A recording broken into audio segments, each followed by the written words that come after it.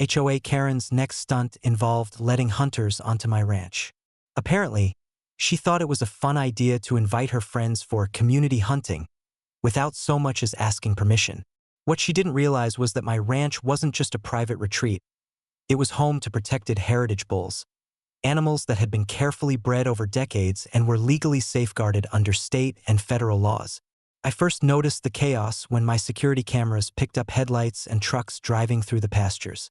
Karen was leading a parade of hunters, all armed and excited, oblivious to the warnings clearly posted on every fence.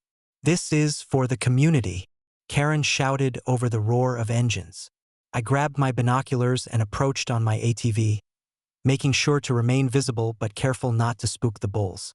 The animals, sensing intrusion, began to move toward the road in a deliberately intimidating manner.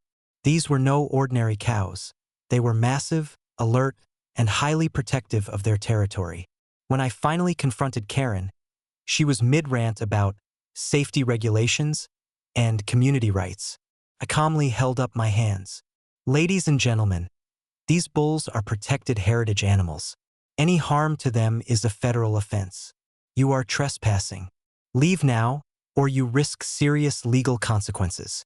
Karen blinked, clearly overwhelmed by the combination of my calm authority, legal jargon, and the low, rumbling threat of the approaching bulls. One particularly large bull stomped its hooves, sending clouds of dust into the air.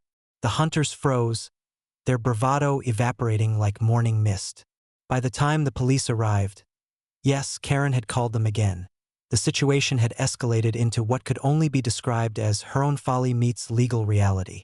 Officers politely escorted the hunters off the property while Karen tried to argue her case. "But it's for the community," she exclaimed, pointing vaguely at the pastures.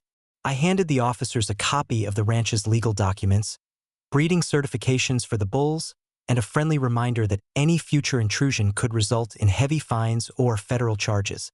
Karen's face went through an array of colors: red, white, purple, and finally, defeated gray. After the hunters were gone and the dust settled, I walked the pastures, checking the fences and ensuring the bulls were calm. The herd had clearly understood that I was in charge, and Karen had learned a very painful lesson. You don't mess with protected animals on someone else's property, no matter how loudly you shout about community rights.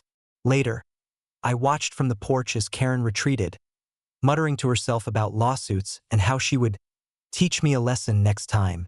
My cows seemed to moo in agreement with me, as if to say, "Good luck with that, Karen." By nightfall, the ranch was peaceful again. The bulls grazed calmly, the wind whispered through the tall grass, and I finally allowed myself a quiet smile. HOA Karen had tried yet again, and yet again she had failed spectacularly. The ranch, its legacy, and its heritage bulls remained untouchable, a fortress of law, land, and livestock.